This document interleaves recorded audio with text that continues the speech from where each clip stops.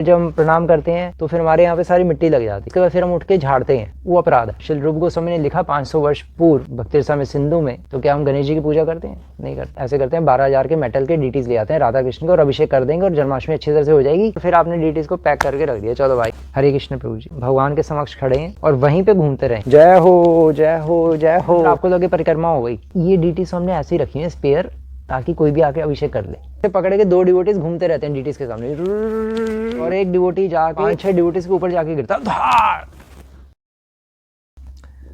तो हम भक्ति रसामृत सिंधु से कुछ पढ़ेंगे। हमने क्योंकि सुना ही है बहुत सारे अपराध होते हैं, ऑफेंसेस होते हैं भक्ति में।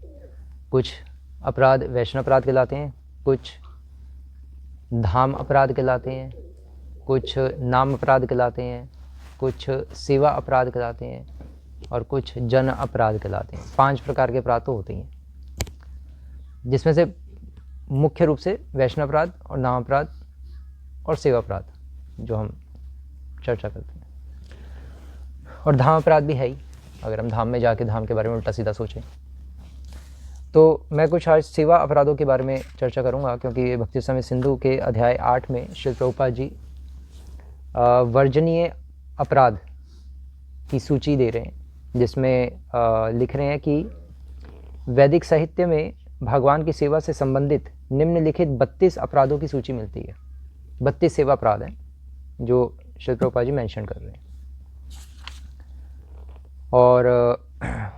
और फिर 32 और सेवा अपराध भी बताए जा रहे हैं इसमें। इनके अतिरिक्त 32 और अपराधों की सूची है जो कि जिनका उल्लेख वराह पुराण में होता है। तो कुछ वराह पुराण से 32 अपराधों की सूची बता रहे हैं, लेकिन हम शुरू के अभी अच्छा, फिर उसके बाद पवित्र नाम के जप में होने वाले 10 नाम अपराध भी श्री प्रभुपाद जी लिख रहे हैं। ये पूरा अपराधों का चैप्टर है, खासकर नाम अपराध और सेवा अपराध के बारे में बताया गया। तो अपराध होता क्या है? अपराध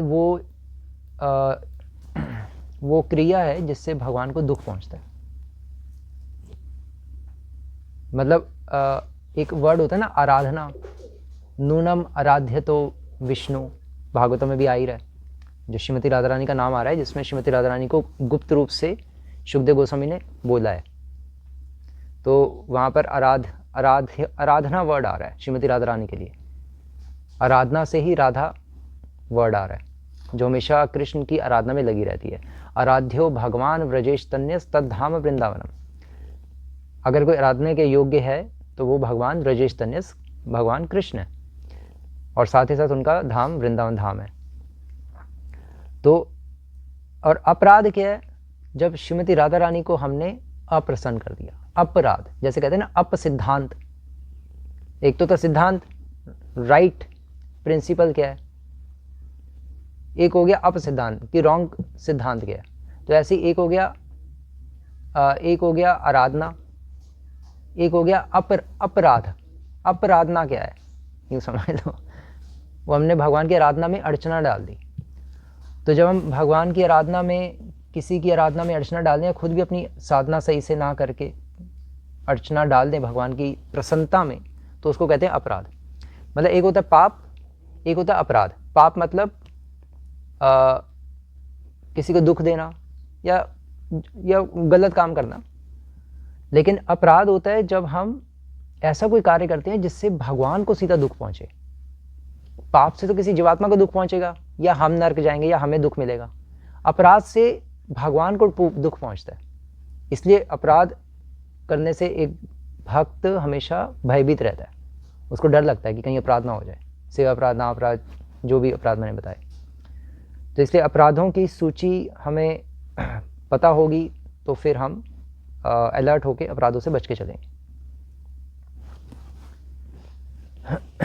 तो ये 32 नाम अपराध हैं। इसमें से पहला नाम अपराध, नाम अपराध कह रहा हूँ, ये 32 सेवा अपराध हैं, और इसमें से पहला सेवा अपराध है मोटर कार या पालकी में सवार होकर। ये चैप्टर 8 है नेक्टर ऑफ डिवोशन का।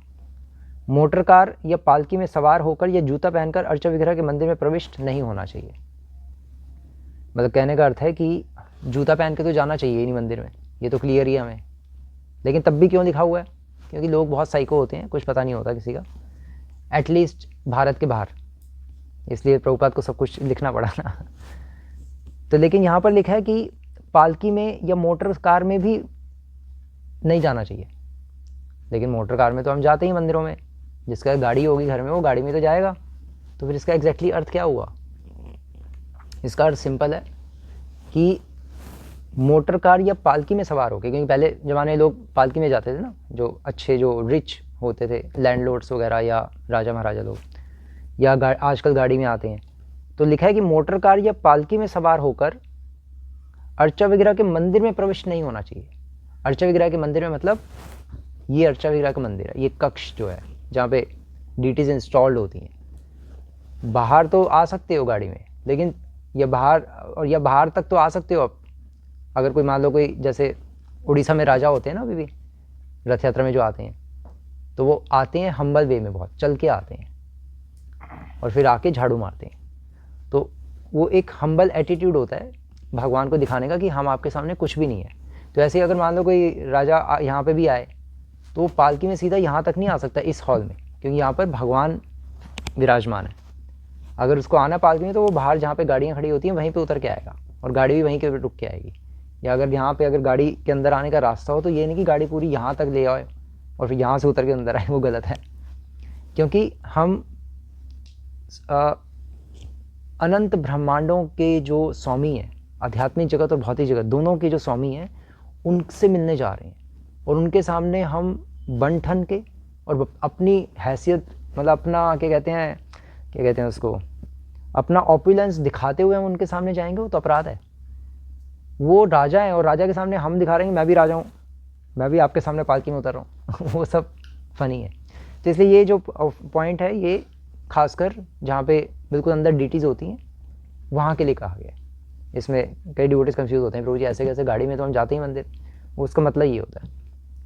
जैसे इस्कॉन वृंदावन है, इस्कॉन वृंदावन में अंदर कृष्ण बलराम है ना, तो वो अंदर तक गाड़ी लेके जाना या अंदर तक पालकी में उतरना वो सब फनी है। भगवान के समक्ष तो फिर गुरु भी झुक के रहता है, गुरु भी दीन होता है। तभी कहते हैं ना कि भगवान के समक्ष हम आइडियली गुरु को भी प्रणाम नहीं करते, क्योंकि भगवान कौन है? भगवान किंग है, टॉप मोस्ट किंग है, सबसे ऊपर किंग। उनके सामने गुरु भी एक उनका मिनिस्टर है। तो तो भगवान के समक्ष या एक राजा के समक्ष हम उसके मंत्री को थोड़ा ना पाय लागू करेंगे जाके राजा के समक्ष तो सीधा राजा के सामने जाके झुका जाता है दरबार में। ऐसे ही भगवान के दरबार में आके केवल भगवान के समक्ष झुका जाता है। गुरु भी भगवान के समक्ष झुकता है और हमें भी वो प्रेरणा देता है कि भगवान के समक्ष झुको। आइडियली ये होता है, लेकिन चीज़ें चलती हैं बहुत सारी। तो यहाँ पर एक तो ये हो गया सेवा अपराध। दूसरा सेवा अपराध है कि भगवान की प्रसन्नता के लिए जन्माष्टमी या तथा रथ यात्रा जैसे उत्सवों को मनाने से चूकना नहीं चाहिए। जब भगवान कैसे ऐसे जब उत्सव आए, जन्माष्टमी, रथ यात्रा, तो उसमें पूरा जमकर भाग लेना चाहिए और सेवा करनी चाहिए।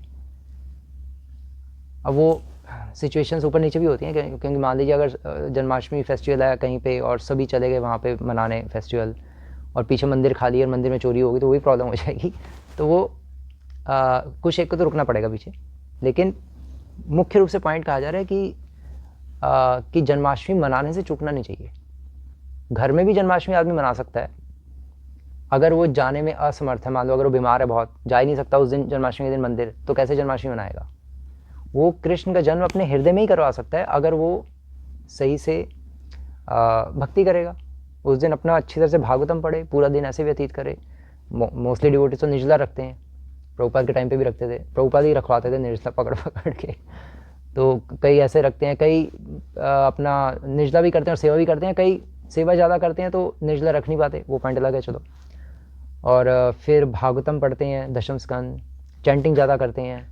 तो अगर हम उस तरह से रहेंगे और पूरे साल का ही हम संकल्प लेंगे कि हम अच्छी तरह से भक्ति करेंगे, तो कृष्ण भगवान हृदय में प्रकट हो जाएंगे। उनका जन्म हमें भगवान हमारे हृदय में जन्म ले लेंगे अगर हम जाने में असमर्थ हैं तो। नहीं तो अगर जाने में समर्थवान है तो फिर तो ऐसे उत्सवों में भाग लेना चाहिए। ये बस इसके और भी चीज़ें कई सारी हो सकती हैं, क्वेश्चंस हो सकते हैं, बट मोटा मोटा ये सिद्धांत ये। तीसरा सेवापराध है कि अर्चा विग्रह के समक्ष नतमस्तक होने में आनाकानी नहीं करनी चाहिए, कि जब भी हम भगवान के समक्ष आएँ तो उसी वक्त दंडवत प्रणाम करना चाहिए, या जिसको अष्टांग प्रणाम कहते हैं। पुरुषों को अष्टांग, माताओं को पंचांग। तो वो करने में हाँ मतलब ये नहीं सोचना चाहिए कि फॉर एग्जांपल मेरे कपड़े गंदे हो जाएंगे या मेरा ये हो जाएगा वो हो जाएगा।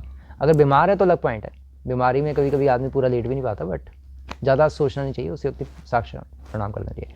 और वैष्णव को भी ऐसे ही, भक्तिवेदांत सरस्वती ठाकुर जब एक बार आए थे, एक बार जा रहे थे कुछ, तो रास्ते में उनका एक शिष्य मिला। वो शिष्य भी आई थिंक लॉयर था, कहीं जा रहा था कोर्ट में। तो भक्तिवेदांत सरस्वती ठाकुर मिले, गाड़ी में जा रहे थे भक्तिवेदांत सरस्वती ठाकुर, तो वो भी लॉयर एकदम से रुका। तो उसने कहा महाराज जी, तो नीचे कीचड़ था, वो कीचड़ में ही पैंट कोट के समेत लेट गया पूरा टक। भक्तिवेदांत सरस्वती ठाकुर ने कि क्या कर रहे हो, तुम्हारे कपड़े गंदे हो रहे हैं, क्या पागल हो गए, तुम्हें ऑफिस जाना है। तो वो जो डिसाइपल थे उन्होंने कहा कि ऑफिस और ये कपड़े करोड़ों जन्मों में मुझे मिलते रहे हैं, लेकिन आप जैसे महान वैष्णव को प्रणाम करने का अवसर तो मुझे बहुत ही रेयरली मिलता है, इसलिए मैं इसको नहीं जाने दे सकता। मैंने कहा मैं तो आपको ये अवसर है, मैं प्रणाम करके रहूँगा। मैंने प्रणाम किया। तो खासकर इन परिस्थितियों में हमें कपड़ों का तो बिल्कुल भी नहीं सोचना चाहिए। और कई डिवोटीज हम जैसे प्रणाम करते हैं वैष्णव को, या मंदिर में प्रणाम करते हैं, या वैष्णव को प्रणाम करते हैं बाहर जब मिल जाते हैं वैष्णव, तो फिर जब हम प्रणाम करते हैं तो फिर हमारे यहाँ पे सारी मिट्टी लग जाती है। तो मिट्टी को उसके बाद फिर हम उठ के झाड़ते हैं। जो झाड़ता है वो अपराध है, वो पागल बनती है। वो झाड़ना थोड़ी ना, वो तो मिट्टी लग गई भाई, वो तो हम कृतार्थ हो गए। जिनको हमने प्रणाम किया उनके चरणों की रज, इस तरह से हम मानते हैं। एग्जैक्टली उनके चरणों की रज नहीं है, बट उसको मिट्टी को झाड़ते नहीं है, खुद से नहीं झाड़ते, कोई और डिवोटी झाड़ दे तो ठीक है, खुद से झाड़ना अजीब सा लगता है, वो एटिकेट्स नहीं है। क्योंकि हमने प्रणाम किया तो सर तो गंदा होना ही था, तो झाड़ने की आवश्यकता नहीं है। वो तो हमारा सौभाग्य है कि हमें प्रणाम करने का अवसर मिला। कहीं अगर आपको फॉर एग्जांपल कहीं जा रहे हो आप प्रीचिंग के लिए, तो फिर आप सोच सकते हो, अगर आपका मान लो सेमिनार ही है तो आप सोच सकते हो, लेकिन अंदर से भावना नहीं होनी चाहिए कि इसको झाड़ूं, गंदगी लग गई सारी यार प्रणाम करते करते। वो ऐसी कॉन्शियसनेस नहीं होनी चाहिए, वो गलत है। भोजन के बाद हाथ तथा पांव धोकर भगवान की पूजा हेतु मंदिर में प्रवेश। भोजन के बाद हाथ तथा पैर धोए बिना भगवान के मंदिर पूजा हॉल में प्रवेश नहीं करना चाहिए। इसलिए हमेशा जब भी हम भोजन करें हमेशा हाथ पांव धोएं। और वैसे एग्जैक्टली क्या क्या धोना होता है, एग्जैक्टली तो वैसे मैक्सिमम डिवोटीज सिर्फ हाथ पांव ही धोते हैं और कुल्ला करते हैं ना, यही होता है, यही करते हैं मैक्सिमम सभी। लेकिन थोड़ा और देखें तो थोड़ा आँखों पे भी वॉश कर लेनी चाहिए, कानों में भी थोड़ा पानी डाल देना चाहिए। 9 द्वार होते हैं ना, सारे कॉन्टेमिनेट हो जाते हैं, तो एटलीस्ट जितना कर सके उतना कर देना चाहिए, ये होता है। दूषित अवस्था में मंदिर में प्रवेश नहीं करना चाहिए। 5वां सेवा अपराध। दूषित अवस्था मतलब श्रील प्रभुपाद लिख रहे हैं, वैदिक शास्त्रों के अनुसार यदि किसी परिवार में कोई मर जाता है तो सारा परिवार कुछ समय के लिए अपने पद के अनुसार दूषित हो जाता है। उदाहरणार्थ ब्राह्मण परिवार में दूषण छूत का काल 12 दिन है, क्षत्रिय तथा वैश्यों के परिवार में 15 दिन और शूद्रों में 30 दिन का होता है। अगर किसी की फैमिली में कोई मर जाता है तो फिर उसको, अगर वो ब्राह्मण है तो 12 दिन उसको मंदिर नहीं आना, अगर वो क्षत्रिय वैश्य है तो उसको 15 दिन नहीं आना, शूद्र है तो 1 महीने के लिए मंदिर उसका बैन है, ख़त्म भाई। लेकिन अब चक्कर ये है कि ये जो चीज़ है ये वर्णाश्रम के अंतर्गत फिर भी हो सकती है, लेकिन अभी तो वर्णाश्रम है नहीं, अभी तो इस्कॉन के सिटी सेंटर्स हैं सब।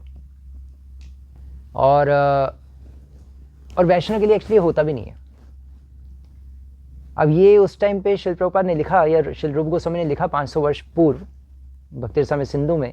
अब वो तो श्रील रूप गोस्वामी ने गणेश जी की पूजा करनी चाहिए वो भी लिखा हुआ है, तो क्या हम गणेश जी की पूजा करते हैं? नहीं करते। तो ऐसे ये हम इतना फॉलो नहीं करते, क्योंकि उस टाइम पे समार्थ जो ब्राह्मण थे वो उनका ही बहुत होल्ड था, तो इसलिए ये चीज़ें कुछ लिखी गई हैं। बट ये वर्णाश्रम के अंतर्गत हम फॉलो कर सकते हैं, जब सबको पता हो कि ब्राह्मण कौन है, वैश्य कौन है, क्षत्रिय कौन है, शूद्र कौन है। अभी तो किसी को पता ही नहीं, सब हौश-पौश चल रहा है। तो इसलिए वैष्णव कभी भी अशुद्ध नहीं होता। चाहे उसके कोई घर में मर भी जाए तब भी श्री प्रभुपाद ने ऐसा कुछ नहीं कहा कि आपको मंदिर नहीं आना है, कुछ नहीं करना। प्रभुपाद ने रूल्स ऐसे बनाए नहीं कुछ, क्योंकि वैष्णव कभी भी अपनी भक्ति साधना इतने दिन तक, वैसे ये लिखा है कि इतने दिन तक फिर उसको पूजा पाठ सब कुछ छोड़ देना है, लेकिन श्री प्रभुपाद ने कहा है कि भाई चैंटिंग तो कभी भी नहीं छोड़नी। और डीटी वर्षी भी प्रभुपाद कहते थे करते रहो। मतलब अगर 30 दिन किसी के ऐसे हो गया घर में, तो अगर उसके घर में डीटीज हैं और वो घर में डेली भोग लगाता है भगवान को, तो क्या 30 दिन वो भगवान को भूखे रखेगा क्या शूद्र? और वैश्य क्षत्रिय 15 दिन भूखे रखेंगे भगवान को, और ब्राह्मण 12 दिन भूखे रखेगा, ऐसे होगा क्या? वो फनी चीज़ है। ये चीज़ें हो सकती हैं, पहले वैदिक काल में होती थी ये चीज़ें, वर्णाश्रम के अंतर्गत पहले जॉइंट फैमिली भी होती थी तो चीज़ें हो जाती थी। अब तो अगर वो सबने छोड़ दिया तो सब हौच पौच हो जाएगा। तो आइडली तो पहले जब फीमेल्स का जब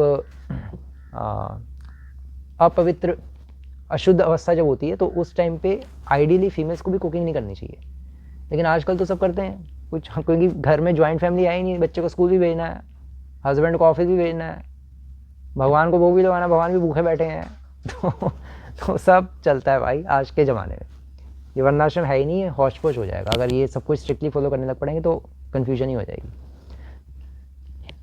करना पड़ता है, घर में अकेली लेडी है, क्या करेगी?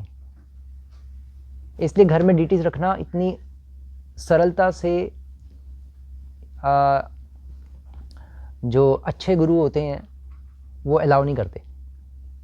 अच्छे गुरु मतलब गुरु तो सारे अच्छे हैं, लेकिन जो गुरु थोड़ा और गहराई से सोचते हैं तो वो सोचते हैं यार मेरे शिष्य अपराधों में ना फंस जाएं, इसलिए मैं इनको एक टाइम के बाद डीटीज दूंगा ताकि डीटीज की सही से सेवा कर पाएँ। मान लो अगर इनके घर में कुछ ऊपर नीचे होता है तो इनके पास ऑल्टरनेटिव हो, अच्छी तरह से पूछ के फिर देते हैं।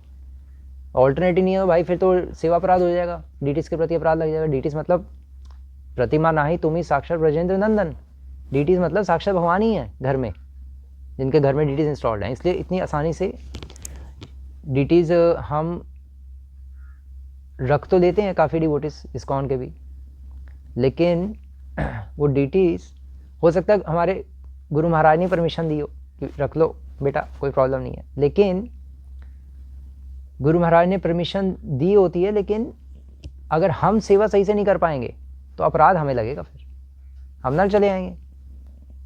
इसलिए हम गुरु को फोर्स करके घर में डीटीज रख लें, लड्डू गोपाल रख लें या जो भी रखें, हम राधा कृष्ण डीटीज रखें। राधा कृष्ण के डीटीज तो सबसे ज़्यादा रखना डेंजरस है। अगर उनकी सेवा में कुछ ऊपर नीचे होता है तो सीधा नर्क। जगन्नाथ बलदेव सुभद्रा फिर भी ठीक है, गौर निताई फिर भी ठीक है, राधा कृष्ण डीटीज कदापि नहीं। कई जगह क्या होता है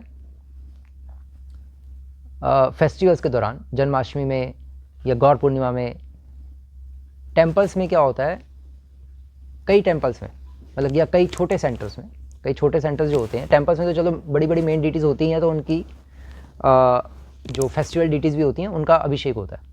अब कई जो और इस्कॉन सेंटर होते हैं या जो भी अपने अपने सेंटर्स होते हैं प्रीचिंग के, तो लोग क्या करते हैं जन्माष्टमी में किसी के घर से लड्डू गोपाल उठा लेते हैं और अभिषेक कर देते हैं। क्यों अभिषेक क्यों करना है भाई? डोनेशन ली हुई है, लोगों को दिखाना है कुछ हो रहा है, आज जन्माष्टमी है तो इसे अभिषेक करते हैं, चीज़ें ले आते हैं, और वो और कई तो डीटीज खरीद के ले आते हैं कि यार आज जन्माष्टमी आ रही है, चलो डोनेशन तो आएगी है, हम ऐसे करते हैं 12,000 के मेटल के डीटीज ले आते हैं राधा कृष्ण को और अभिषेक कर देंगे और जन्माष्टमी अच्छी तरह से हो जाएगी, और फिर इसके डीटीज को पैक करके रख देंगे और फिर अगले साल फिर हम निकाल लेंगे क्योंकि जन्माष्टमी आ रही है लोगों को दिखाना है, हमारा फेस्टिवल फ्लॉप हो जाएगा, क्या करें?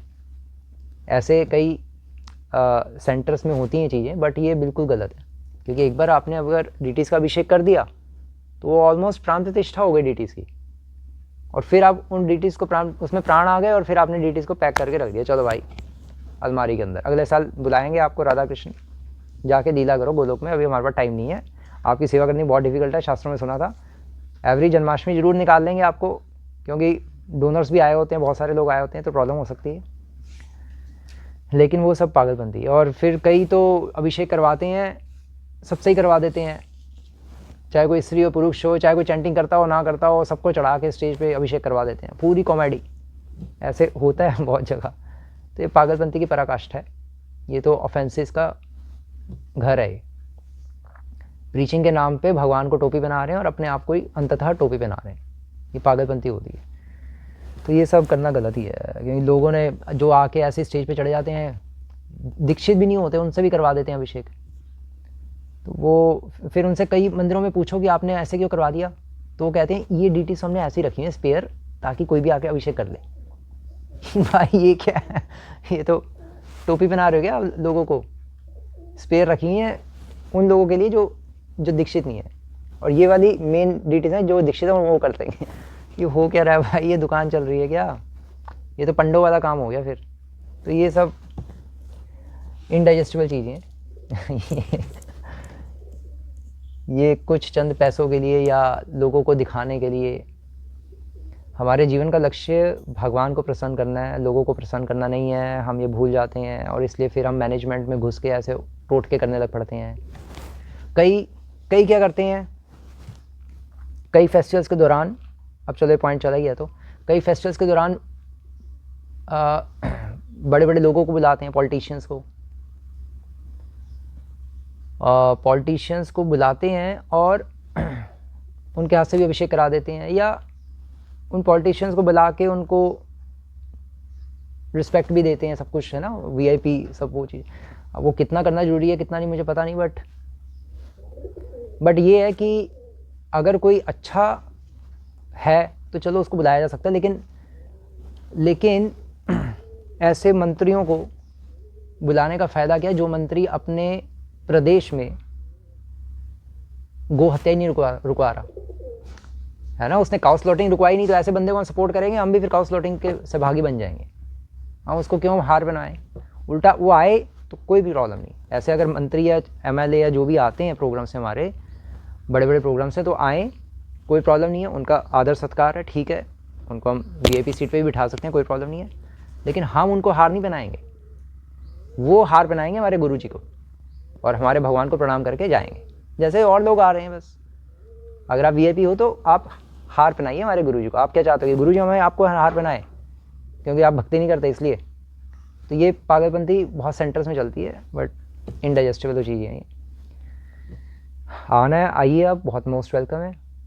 जन्माष्टमी का दिन है, सभी के लिए मंदिर का द्वार खुला है, लेकिन आपको हम हट के हर चीज़ में आदर सत्कार देंगे, वो नहीं होना चाहिए।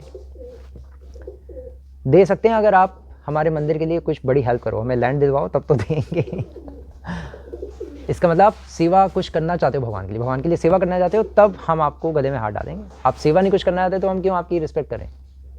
आप तो अपने वोट लेने आए हो यहाँ पे स्टेज पे ड्रामा करने, तो ऐसे लोगों को प्रमोट नहीं करना चाहिए। बहुत सावधानी से चलना है, नहीं तो जो लीडर होता है उसके ऊपर भी फिर पाप जाएगा गलत लोगों को प्रमोट करने में, क्योंकि वो तो काउ स्लॉटिंग, शराब खाना, सारी चीज़ें खुलवाई ही हैं, उसके ऊपर रोक नहीं लगा रहे। एटलीस्ट काउ स्लॉटिंग मेन तो वो है, इसलिए मंत्रियों को ज़्यादा घास नहीं डालनी चाहिए आइडियली। लेकिन हम करते हैं, उनके पास जाते हैं। श्री प्रभुपाद ने भी भेजा था, ये जो आए थे यमुना माता जी, गुरुदास, ये जब दिल्ली में थे तो प्रभुपाद ने इनको भेजा था कि इंदिरा गांधी से जाके मिलो, और ये सब इंदिरा गांधी से जाके मिले और इंदिरा गांधी को जाके भगवद गीता दी, प्रीचिंग की और प्रसाद दिया। ठीक है, इस तरह से हम मिल सकते हैं ताकि वो जो बड़े बड़े पॉलिटिशियंस हैं वो हमारी हेल्प करें हमारे इस चैतन्य महाप्रभु के इस मिशन को आगे बढ़ाने के लिए। ये नहीं कि हम उनको प्रमोट करें। अगर वो हमारी कोई हेल्प नहीं करना आते तो ऑनेस्टली प्रमोशन कोई फ़ायदा नहीं है ना। और हमें पता होना चाहिए कि वो सब गंदे लोग हैं। तो मतलब गंदे लोग, मतलब मैक्सिमम तो गंदे ही होते हैं, कुछ एक होंगे अच्छे, उनका मोटिव गंदा है, फालतू के काम में लगे रहते हैं। तो ये चीज़ें। अगला सेवा अपराध है कि एक हाथ से नमस्कार नहीं करना चाहिए। पता नहीं क्या है। हरे कृष्ण प्रभु जी। या हरे कृष्ण प्रभु जी। हरे कृष्णा, वो सब नहीं करना चाहिए। हरे कृष्णा प्रभु जी ऐसे करना चाहिए। भगवान को भी आगे एटलीस्ट ऐसे करें। अगर हमारी पीठ दर्द है, हम अगर प्रणाम नहीं कर सकते फॉर एग्जांपल, जो भी। सातवां सेवा अपराध है श्री कृष्ण के समक्ष परिक्रमा नहीं करनी चाहिए। भगवान के सामने परिक्रमा नहीं करनी चाहिए। इसका अर्थ क्या है? इसका अर्थ है, श्री प्रभुपाद लिख रहे हैं कि मंदिर की परिक्रमा करने का नियम यह है कि अर्चा विग्रह के दाहिनी हाथ से परिक्रमा प्रारंभ करके मंदिर के बाहर प्रतिदिन कम से कम 3 बार परिक्रमा की जाए। श्री कृष्ण के समक्ष परिक्रमा नहीं की जानी चाहिए। इसका अर्थ है, इस सेवा अपराध का अर्थ कि आप भगवान के समक्ष खड़े हैं और वहीं पे घूमते रहें, जय हो जय हो जय हो, वहीं पे 3 बार घूमते रहें और आपको लगे परिक्रमा हो गई। वो पागलपंती है, वो गलत है। क्योंकि आप घूमेंगे तो भगवान की तरफ आपकी पीठ जाएगी, और भगवान को पीठ दिखाना मतलब पीठ तो दुश्मन को दिखाई जाती है, पीठ दिखाना तो गलत होता है। तो अगर हम भगवान के समक्ष घूमेंगे तो पीठ दिखेगी, वो गलत है वो। तो इसलिए लिखा है कि कृष्ण के समक्ष परिक्रमा नहीं करनी चाहिए। रूल क्या है कि कृष्ण के दाहिनी हाथ से, वहां से परिक्रमा शुरू करके फिर भगवान के पीछे से जाके परिक्रमा ऐसे एंड करनी चाहिए, और कम से कम 3 बार करनी चाहिए। तो भगवान के समक्ष खड़े होकर वहीं मत घूमते रहो। इसलिए क्या होता है कि काफ़ी इस्कॉन टेम्पल्स में लोग ऐसे कर लेते हैं ना, ऐसे पकड़ के, क्या कहते हैं उसको, लिकड़ी कहते हैं, क्या कहते हैं, वो ऐसे पकड़ के 2 डिवोटीज घूमते रहते हैं डीटीज के सामने, और एक डिवोटी जाके 5-6 डिवोटीज के ऊपर जाके गिरता धाड़। 5-6 डिवोटीज को भी धक्का लगा, हर्ट किया, और भगवान के सामने भी पीठ घुमा के, पीठ दिखा के घूमते रहे। ये सब छिछोरापंती है। इससे भगवान प्रसन्न नहीं होते, उल्टा भगवान अप्रसन्न होंगे और डिवोटीज को भी चोटें लग जाएंगी, हाथ पांव टूट जाएगा, हड्डी टूट जाएगी। ये तमाशा नगर संकीर्तन में कर सकते हैं, ये कर सकते हैं नगर संकीर्तन में तमाशा, लेकिन वो भी ध्यानपूर्वक, नहीं तो चोट वोट लग जाएगी।